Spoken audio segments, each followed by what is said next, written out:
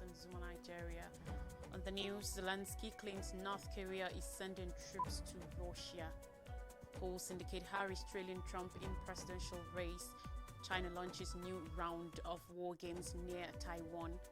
Israeli shelling on Gaza school leaves at least 15 dead. And Hezbollah drone attack kills 4, injures 58 Israeli soldiers. Stay with me for these stories. Beginning with Russia-Ukraine war, Volodymyr Zelensky, Ukrainian president, has accused North Korea of sending not only weapons but also soldiers to help Russia in its war against Ukraine. We see an increasing alliance between Russia and regimes like North Korea, Zelensky said on Sunday night. This is no longer just about transferring weapons, it is actually about transferring people from North Korea to the occupying military forces.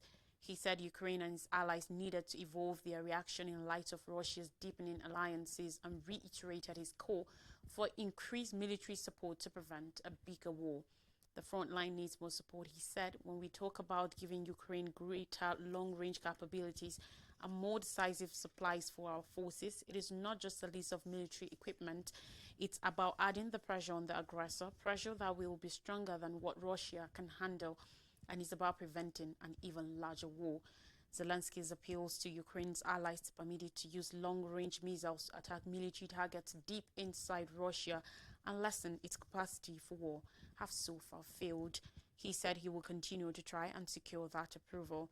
Last week, Western leaders were due to meet on the issue in Germany, but United States President Joe Biden postponed his trip as Hurricane Milton bore down on Florida. He is now anticipated to travel to Germany this week with the war in Ukraine high on the agenda. South Korea's Ministry of National Defense, Kim Yo-hyun, said last week that there was a high possibility of North Korea sending soldiers to help Russia on the battlefield in Ukraine. He also said that it was highly likely that reports that North Korean officers had been killed in a Ukrainian attack on Russian-occupied territory was true. Russia dismissed the comments as fake news. Ties between North Korea and Russia have strengthened since Moscow began its full-scale invasion of Ukraine in February 2022. In September 2023, North Korean leader Kim Jong-un made a sporadic visit outside his country, traveling by train to eastern Russia, where he held talks with President Vladimir Putin and visited military bases and arms factories. Meanwhile, Putin journeyed to Pyongyang in June on his first visit to the country in 24 years, with Kim pledging his full support and solidarity for Russia's war in Ukraine. The US, South Korea and Ukraine have all accused North Korea of sending weapons to Russia for use in the war. United Nations sanctions monitors in April said debris from a missile that hit Kharkiv on January 2nd was from a North Korean Hwasong-11 series ballistic missile. Talking US 2024 election, with less than a month to go until the election for President of the United States, Kamala Harris is losing ground to Donald Trump, a series of polls suggest. Harris' lead over Trump has tapered or vanished outright as the race for the White House approaches the final stretch, according to 3 polls released on Sunday. In the newest poll, the Democratic and Republican nominees are tied nationally at 48%, ahead of the November 5th vote, a turnaround from a 5-point lead for Harris in the same survey last month. In the latest poll, Harris leads 50% to 48% among likely voters. The Democrat led 52% to 46% in the same poll last month. The newest poll shows Harris up 51% to 48% among likely voters, compared with a 4-point advantage last month. Another, following the newest statistics, Harris holds a 1.4% point lead in real clear polling's aggregates for major polls, slipping from 2.2% on Saturday. The tightening poll numbers come amid concerns among Democrats that Harris is failing to shore up support among Hispanics and African Americans, 2 of the party's major constituencies. While Harris is leading among women of all races, she has battled to drum up enthusiasm among men, including African Americans and Hispanics, who have increasingly gravitated towards Trump in recent years. In the New York Siena College polls released on Saturday and Sunday, Harris attracted the support of 78% of black voters and 56% of Hispanic voters, considerably lower shares than won by the Democratic nominees in 2020 and 2016 elections. Former President Barack Obama on Thursday admonished black men for not showing as much enthusiasm for Harris's candidacy as he had received during his campaigns in 2008 and 2012. Harris and Trump on Sunday continued to focus their campaigns on the battleground states, holding events in North Carolina and Arizona, respectively. At a campaign rally in Greenville, North Carolina, Harris took aim at Trump for spreading misinformation about the government's response to recent hurricanes.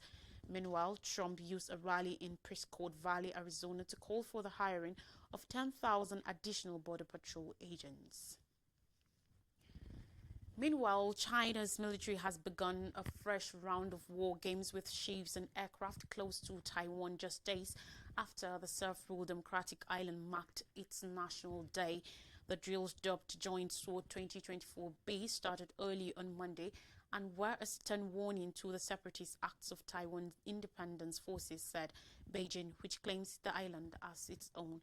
Captain Li Ji, the spokesperson for the Chinese military Eastern Theater Command, said the exercises were aimed on sea-air combat readiness, patrol blockade on major ports and areas, and will also involve an assault on maritime and ground targets. The drills, he added, were a legitimate and required operation for safeguarding state sovereignty and national unity and gave no dates for their conclusion. Taiwan's Ministry of Defense stated its strong condemnation of China's irrational and provocative actions and said it had dispatched appropriate forces to react accordingly to protect freedom and democracy and defend the sovereignty of Taiwan. As of 8 a.m. local time, it said some 25 PLA aircraft and a total of 11 ships, including 7 from the Navy, were found operating around Taiwan. President William Lai Ching-te vowed to protect the island from external threats. In recent years, China has increased its military operation around Taiwan, which it claims as its own. The newest exercises come just days after Lai gave his first National Day address on October 10th, vowing he will resist any annexation or encroachment and that Beijing had no right to represent the island's 23 million people. Bonnie Glaser, the managing director of the German Marshall Fund's Indo-Pacific program, said according to a report, it was widely anticipated that the PLA People's Liberation Army will conduct military exercises following Lai's National Day speech. The drills have the effect of demonstrating to the domestic audience that the CCP, Chinese Communist Party, has the resolve to defend Chinese territory. They are also intended to warn Taipei and Washington not to cross Beijing's red lines. Beijing has not ruled out the use of force to bring Taiwan under its control and said the drills were a warning to the separatist acts of Taiwan independence forces. It has criticized Lai, who was elected in January and took office in May as a separatist and previously staged military exercises Joint Sword 2024A 3 days after his inauguration. Lev Nachman, a professor of political science at the National Taiwan University in Taipei, said China's newest actions were no surprise. On Israel-Gaza war, officials said an Israeli raid on a school used to shelter displaced Palestinians has killed no less than 15 people in central Gaza. The site in Nusrat camp was hit by a volley of artillery on Sunday, killing whole families and injuring dozens more. Gaza's Hamas-run civil defense agency said. The Israel Defense Forces IDF said it was looking into the reports. Earlier, 5 children were reportedly killed by a drone strike while playing on a street corner in northern Gaza. A civil defense spokesperson said the attack on Al-Mufti School, where hundreds of displaced people from around Gaza were sheltering, had wounded at least 50 people and over a dozen were killed.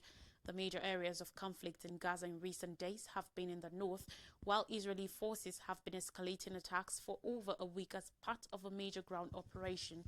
Hundreds have since been killed, Gazan authorities have reported. Residents of Beit Hanun, Jabalia and Beit Lahia have reported being cut off from nearby Gaza City, while Israeli tanks have been seen on the outskirts of the territory's largest city. Hospitals in the area are running out of supplies, although the World Health Organization, WHO said a joint operation with the Red Cross had resupplied 2 of them after 9 days of attempts. Over the last year of war, the Hamas-run health ministry has reported over 42,000 people have been killed Around 1.9 million of Gaza's 2.4 million people have been displaced by the war, several of whom have been forced to move several times to escape. The fighting erupted after Hamas launched an unprecedented attack on northern Israel on 7th October last year, killing about 1,200 people in northern Israel and taking more than 200 hostages in Gaza. Still in Israel-Hezbollah crisis, the Israel Defense Forces IDF has said 4 soldiers have been killed and 58 others have been wounded in a drone strike aiming an army base in northern Israel. The IDF added 7 soldiers had been extremely injured in the attack on a base adjacent to Binyamina, a town around 20 miles 33 kilometers to the south of Haifa. Hezbollah has claimed responsibility for the attack, which it said aimed a training camp of the IDF's Golani Brigade in the area, which is based between Tel Aviv and Haifa. The armed group's media office said the attack was in reaction to Israeli attacks in southern Lebanon and Beirut on Thursday. The group said it aimed the camp in northern Israel using a swarm of drones. The attack was one of the biggest on an Israeli position in more than a year.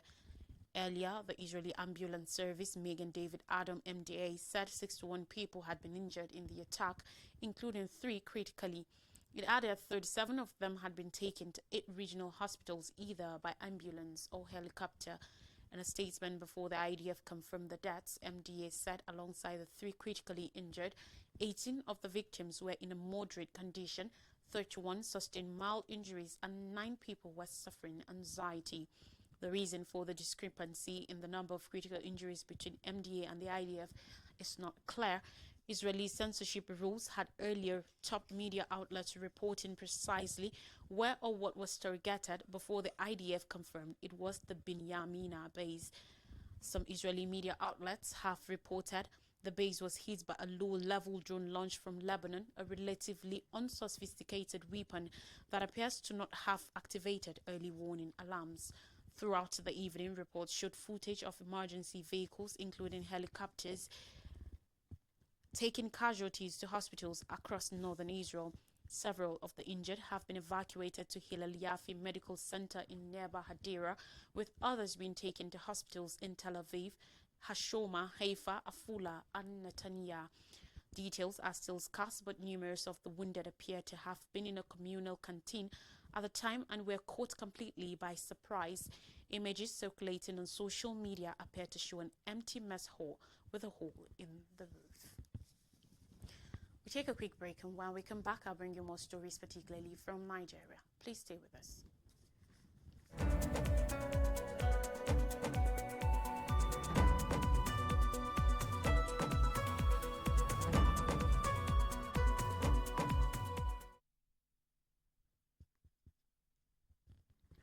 Welcome back, and now stories from Nigeria. We begin with federal government may ground 60 private jets over import duty today. According to reports, the federal government through the Nigerian Customs Service will on Monday ground over 60 private jets owned by very significant persons in the country over unpaid import duty running into numerous billions of naira. According to documents exchanged between the NCS and the Nigerian Airspace Management Agency, which were exclusively reported on Sunday, the enforcement exercise will begin October 14th, 2024. There are reports that duties are not being paid on the majority of private jets presently in the country, with the NCS looking to recover unpaid import duties running into several billions of naira. The development reportedly led by the NCS to carry out a 1-month verification exercise on all private jet owners in the country between June and July. The newest decision to ground the private jet is coming almost 3 months after the NCS verification exercise. Meanwhile, the documents reported on Sunday showed that private jets belonging to some top business moguls, including chairmen and top executives of some banks, will be stopped from flying. Already, top private jet owners who will be affected by the decision have been formally notified by the NCS. According to the documents, the majority of the affected planes are foreign-registered private jets owned by Nigerians.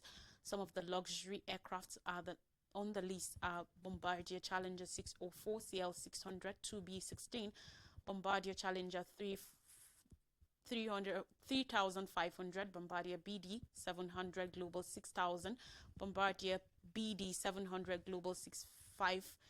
Bombardier BD700 Global 7,500. Each of the Bombardier BD700 Global 7,500 are estimated to cost over $70 million US, while the Global 6,500 and 6,000 version cost over $50 million US. While 11 private jet owners have received notification of the grounding of their aircraft, it was gathered that no fewer than 55 other operators will get their letters on Monday. The development was learned to have made some operators to start the process of settling the import duties. Officials said some private jet owners had pledged to settle the duty this week. Already, operators of a United States registered Gulfstream GC-50ER jet belonging to a leading Nigerian bank have reportedly paid 5.3 billion naira import duty to avoid the clampdown exercise. The customs had recovered some duties into the government coffers when a similar exercise was carried out in 2019. This enforcement action is estimated to generate significant revenue for the government, according to officials who spoke on condition of anonymity. Said the Nigerian Customs Act of 2023 empowers the customs service to penalize the owner or importer of any goods illegally imported into the country. Meanwhile, on politics, Yayari Mohammed named acting PDP national chairman in a bid targeted at revitalizing the party structure and restoring confidence among its members. Ahmed Yayari Mohammed has formally assumed duty as the acting national chairman of the People's Democratic Party (PDP). In his inaugural address to party members, according to reports from Abuja on Sunday, Mohammed expressed gratitude for the overwhelming support he has received, acknowledging the urgent need for introspection within the party. He stressed that recent internal conflict and a deviation from core values have stopped the PDP's effectiveness as a formidable opposition force in Nigerian politics. Regrettably, we must admit that we have not satisfactorily carried out the critical role anticipated of a virile opposition in a democracy, Mohammed stated, calling for a return to the principles of equity, fairness and justice that underpin the party's founding. Mohammed's appointment is the newest in the crisis besetting the major opposition, coming at a critical time when the PDP is seeking to revitalize its structure and restore confidence among its members, particularly the youth. The factional chairman outlined his commitment to adhering strictly to the party's constitution and ensuring fair treatment for all members regardless of their position. Looking ahead, Mohammed announced plans to convene the long-awaited National Executive Committee NEC meeting on October 24, 2024. He urged the North Central Zone entitled to nominate a replacement for former National Chairman Iyorchia Ayu to act promptly in forwarding its nominee for the NEC consideration. Mohammed called for collaboration among party organs, including the PDP Governors Forum and the Board of Trustees, to foster a united front moving forward. He suggested that his leadership aims to rekindle the hope of Nigerians in the PDP as a credible alternative and uphold the party's historical legacy during its time in government. Following the announcement of the suspension of the party's National Publicity Secretary, Debo Ologunagba, and the National Legal Advisor last week, they set up a faction announcing Mohammed as the acting national chairman. And finally on the news, NAF set to get 34 jet helicopters by 2025. The Nigerian Air Force in 2025 is expecting delivery of 3 M346 fighter ground attack FJA out of 6 procured by the federal government. This is just as the service has revealed plans to acquire 34 additional aircraft from Mercer's Leonardo from Italy. The Nigerian Air Force NAF experts, led by the Chief of the Air Staff CAS Air Marshal Hassan Abubakar, along with officials from the Ministries of Defense and Finance, reached the agreement during a program management review meeting in Italy with Mercer's Leonardo. A statement by the NAF spokesperson, Air Commodore Olushola Akimboyewa, said the meeting targeted to complete arrangements for the NAF's acquisition of 24 M346 fighter ground attack FJA jets, as well as an additional 10 AW109 Tracker helicopters to the 2 already procured by the NAF. He said the CAS made a strategic stopover at the Leonardo headquarters in Rome while in Italy, where he engaged with top executives to consolidate a long-term partnership between the NAF and the company. The team also inspected the first batch of 6 M346 jets, noting that 3 are approaching completion, and evaluated key support systems required to boost the NAV's operational readiness. The statement said CAS received updates on the delivery schedules in the review meeting, confirming that the first 3 units of 24 M346 aircraft to be built for Nigeria expected by early 2025, with subsequent deliveries running until mid-2026. The Air Chief recommended the formation of a program management office to oversee the collaboration and ensure smooth project implementation. He also highlighted the need for a maintenance hub in Nigeria to provide long-term support, especially for the M346 fleet.